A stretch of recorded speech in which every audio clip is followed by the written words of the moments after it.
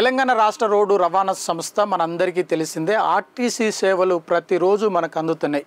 ఈ ఆర్టీసీని కాపాడుకోవాల్సిన అవసరం ఎంతైనా ఉంది అని చెప్పి కార్మికులు పెద్ద ఎత్తున ఉద్యమాలు చేసిన పరిస్థితి మనం చూసాము. ఉమ్మడి ఏపీలో కావచ్చు, ప్రత్యేక తెలంగాణ రాష్ట్రం వచ్చిన తర్వాత ఈ సంస్థను కాపాడుకునేందుకు ఇటు ప్రభుత్వము ఇటు కార్మికులు కూడా పెద్ద ఎత్తున దానికోసం కృషి చేశారు. అయితే నిత్యము లక్షలాది మంది కోట్లాది మందికి గమ్యస్థానాలకు చేరుస్తున్న ఆర్టీసీలో మరొకసారి సమ్మె సైరన్ మోగే అవకాశం కనిపిస్తుంది. అందులో భాగంగా రాష్ట్ర వ్యాప్తంగా అందరూ కార్మిక నేతలు కార్మిక సంఘాలు అన్నీ కలిసి మూకుమ్మడిగా ప్రభుత్వానికి లేదంటే ఆర్టీసీ ఎండీకి నోటీసు ఇచ్చే అవకాశం కనిపిస్తుంది. ప్రత్యేకంగా తెలంగాణ రాష్ట్రం వచ్చిన తర్వాత కార్మికులకు న్యాయం జరుగుతుంది అని చెప్పి ఆశించారు. అంతేకాకుండా ప్రభుత్వంలో ఆర్టీసీని విలీనం చేయాలని పెద్ద ఎత్తున డిమాండ్ వచ్చింది. అందులో భాగంగా ఈ ఆర్టీసీ విలీనంకు సంబంధించిన ఫైల్ కూడా మరి గవర్నర్ పూర్తి స్థాయిలో ఆమోదం తెలిపారు. అయితే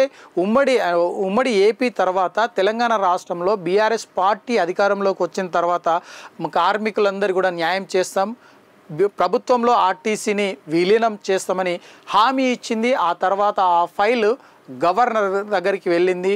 ఆ తర్వాత ప్రభుత్వం మారడం, కాంగ్రెస్ ప్రభుత్వం అధికారంలోకి రావడం, ఈ ప్రభుత్వం పాలన ఏడాది పూర్తి అయిన తర్వాత కూడా ఇప్పటి వరకు ఈ విలీన ప్రక్రియ ఎందుకు ముందుకు సాగడం లేదు అని చెప్పి కార్మికులు ప్రశ్నిస్తున్న పరిస్థితి నెలకొంది. అయితే ఒకవైపు ఆర్టీసీలో పనిచేసిన ప్రతి ఉద్యోగికి సమయానికి అంటే 1వ తేదీన మాత్రమే జీతాలు ఇస్తామని చెప్పేసి మరి ఆ వివరణ ఇవ్వడం, ఆ తర్వాత ఉద్యోగులందరూ కూడా 1వ తేదీన జీతాలు ఇస్తూ వస్తున్న పరిస్థితులు మనం చూసాం.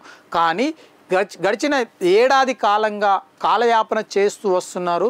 విలీనం చేయడంలో ఎందుకు మరి ఆలస్యం చేస్తున్నారని చెప్పి కార్మికులు ప్రభుత్వాన్ని ఇటు ఆర్టీసీ ఎండీలను కూడా ప్రశ్నించడం జరుగుతుంది. ముఖ్యంగా సజ్జనారు ఆర్టీసీని గాడిలో పెడతారని చెప్పి అందరూ ఆశించారు. ఆ తర్వాత తను తీసుకున్న నిర్ణయాలు కావచ్చు, ఒకవైపు కార్గోను తీసుకొచ్చి కేటీఆర్ ఒక కొత్త కార్యక్రమానికి శ్రీకారం చుట్టడం, ఆ తర్వాత లాభాలు వస్తాయని చెప్పి ఆశించారు. ముఖ్యంగా ఇప్పుడున్న పరిస్థితిలో ప్రభుత్వంలో ఆర్టీసీని పూర్తి స్థాయిలో విలీనం చేయాలి. ఉద్యోగులు ఏదైతే ప్రభుత్వంలో పనిచేస్తున్న ఉద్యోగులకు న్యాయం చేసినట్లు తమకు కూడా న్యాయం చేయాలి, జీతభత్యాలు పెంచాలని చెప్పేసి పెద్ద ఎత్తున డిమాండ్ చేస్తున్నారు. ఇదే విషయంపై కార్మిక సంఘాల నాయకులందరూ కూడా మరొకసారి ఆర్టీసీ ఎండీ సజ్జనార్తో భేటీ కానున్నారు. ఆ తర్వాత ఈ సమ్మెకు సంబంధించి నోటీసును జారీ చేసే అవకాశం కనిపిస్తుంది. అయితే గడిచిన 4 సంవత్సరాలుగా ఆర్టీసీలో ఏనాడు కూడా కార్మిక సంఘాలు కానీ కార్మిక నాయకులు కానీ తమ విలీనంకు సంబంధించి లేదంటే సమ్మెకు సంబంధించి ఏ రోజు కూడా ప్రస్తావన తీసుకుని రాని పరిస్థితి కనిపిస్తుంది. కానీ కాంగ్రెస్ ప్రభుత్వం అధికారంలోకి వచ్చిన తర్వాత తొలిసారి ఏడాది పాలన పూర్తి చేసుకున్న తొలిసారిగా సమ్మె కార్యక్రమాన్ని తెర మీదకి తీసుకొచ్చారు ఆర్టీసీ కార్మిక నాయకులు మరి కార్మికులు. అయితే ముఖ్యంగా తమ డిమాండ్లను పూర్తి స్థాయిలో పరిష్కారం చేయాలి. ఏదైతే ఉద్యమంలో చేసిన సమ్మెకు గాను పూర్తి స్థాయిలో జీతాలు చెల్లించాలని పెద్ద ఎత్తున డిమాండ్ చేస్తున్నారు. ప్రధానంగా ఆర్టీసీని ప్రభుత్వంలో విలీనం చేయాలి, ప్రభుత్వమే జీతాలు ఇవ్వాలి, ప్రభుత్వమే నడిపించాలని పెద్ద ఎత్తున డిమాండ్ రావడం, ఆ తర్వాత గవర్నర్ ఈ ఫైల్ను ఆమోదం తెలపడం, ఆమోదం తెలిపినప్పటికీ కూడా ఎందుకు ఆలస్యం చేస్తున్నారని చెప్పి పెద్ద ఎత్తున ప్రశ్నిస్తున్న పరిస్థితి కనిపిస్తుంది. ఒకవైపు కేసీఆర్ ప్రభుత్వంలో కార్మిక సంఘాలకు సంబంధించి కావచ్చు, నాయకులు కావచ్చు, ఎక్కడ కూడా నోరు మెదపని పరిస్థితి కనిపించింది. ఎందుకంటే కార్మిక సంఘాలు లేకుండా ప్రణాళికలు చేశారు. ఆ నాయకులు ఎవరు కూడా మాట్లాడితే వారిపైన కేసులు పెట్టిన పరిస్థితులు మనం చూసాం. కానీ కాంగ్రెస్ ప్రభుత్వం అధికారంలోకి వచ్చిన తర్వాత ఆర్టీసీలో మరొకసారి కార్మిక సంఘ నాయకులు తెర మీదికి వచ్చారు. తమ హక్కుల కోసం పోరాటం చేసేందుకు సిద్ధమవుతున్నారు. ముఖ్యంగా ఆర్టీసీని ప్రభుత్వంలో విలీనం చేయాలని చెప్పి పెద్ద ఎత్తున డిమాండ్ చేస్తున్నారు. గడిచిన కొద్ది రోజులుగా ఇదే విషయంలో మరి ఆర్టీసీ యాజమాన్యంతో కావచ్చు, రవాణా శాఖ మంత్రితో కావచ్చు పూర్తి స్థాయిలో చర్చించినప్పటికీ కూడా తమ న్యాయపరమైన డిమాండ్ మాత్రం అమలు కాలేదని ఆవేదన వ్యక్తం చేస్తున్నారు. ఈ నేపథ్యంలోనే ఈ రోజు నుండి అయితే తాజాగా కార్మిక నాయకులందరూ కూడా ఆర్టీసీ ఎండీని కలిసి ఈ సమ్మె నోటీసును జారీ చేసే అవకాశం కనిపిస్తుంది. మరొకసారి రవాణా సేవలు ఏదైతే ఆర్టీసీ అందించే సేవలు మరి వారికి బ్రేక్ పడే అవకాశం అయితే కనిపిస్తుంది.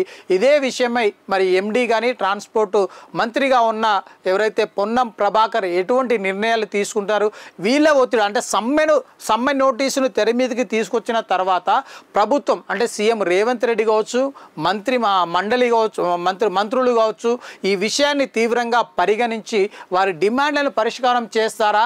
లేదు అంటే సమ్మెకు కనుక నోటీస్ ఇచ్చిన 10-15 రోజులల్లో తిరిగి వారందరూ కూడా సమ్మెలోకి వెళ్తే ప్రజలకు మాత్రం తీవ్ర నష్టం కలిగే అవకాశం కనిపిస్తుంది.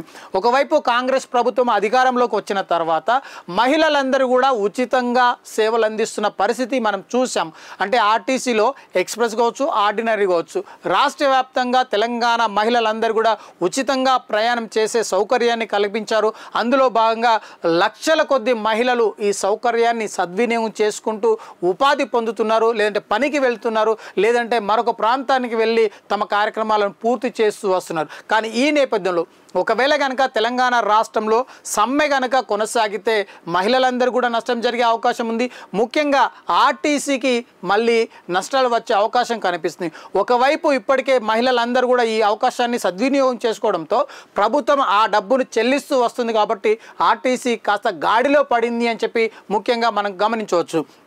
ఇది ఇలా ఉంటే తెలంగాణ రాష్ట్రంలో ఆర్టీసీలో ఎలక్ట్రికల్ వాహనాలను తీసుకొచ్చేందుకు ఇప్పుడు కసరత్తు చేస్తున్న పరిస్థితి కనిపిస్తుంది. ముఖ్యంగా ఎలక్ట్రికల్ వాహనాలు ఎందుకు అంటే వాయు కాలుష్యాన్ని, శబ్ద కాలుష్యాన్ని పూర్తి స్థాయిలో చెక్ పెట్టాలని చెప్పి అందులో భాగంగానే 2500 వాహనాలను పూర్తి స్థాయిలో తొలగించడం జరిగింది. అంటే కాలం చెల్లిన వాహనాలన్నిటి కూడా పూర్తి స్థాయిలో బయట పెట్టారు, వాటికి చెక్ పెట్టడం జరిగింది. కొత్త వాహనాలు తీసుకొస్తామని చెప్పి ప్రభుత్వం చెప్తుంది. అందులో భాగంగా ఎలక్ట్రికల్ వాహనాలు ఏవైతే ఉన్నాయో వాటిని అంచెలంచెలుగా దశల వారీగా ఆర్టీసీలో ప్రవేశపెడుతూ ఆ తర్వాత ప్రజలకు సేవలు అందించే పనికి శ్రీకారం చుట్టడం జరిగింది. ఒకవైపు కేసీఆర్ హయాంలోనే ఈ కార్యాచరణకు బీజం పెట్టినప్పటికీ కాంగ్రెస్ ప్రభుత్వ హయాంలో శరవేగంగా ఈ కార్యక్రమాలు ముందుకు సాగుతున్న పరిస్థితి కనిపిస్తుంది.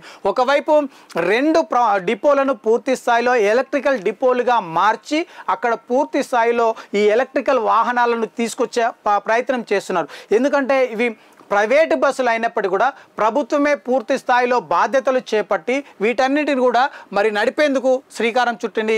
దీనివల్ల నష్టపోయేది ఆర్టీసీ, ప్రజాధనం ఏదైతే ఉందో ఆర్టీసీలో ఉన్న ప్రజాధనం కూడా నష్టపోయే అవకాశం కనిపిస్తుంది. ఒకవైపు 2000 బస్సుల పైచిలకు ఎలక్ట్రికల్ బస్సులు వస్తాయని చెప్పి అధికారులు చెప్తున్నారు. వీటన్నింటిని కూడా ఆర్టీసీ లేదంటే ప్రభుత్వం ఎందుకు కొనుగోలు చేయలేకపోతుందో ఒకసారి ఆలోచన చేయాల్సిన అవసరం ఉంది. ముఖ్యంగా ఆర్టీసీని కాపాడుకోవాల్సిన అవసరము ఇటు ప్రజలకు అటు రాష్ట్ర ప్రభుత్వానికి, ముఖ్యంగా కార్మికులు ఎవరైతే పనిచేస్తున్నారో ఆర్టీసీలో పనిచేస్తున్న కార్మికులకు ఇది జీవనోపాధి కాబట్టి వారు ముఖ్యంగా స్పందించే అవకాశం కనిపిస్తుంది.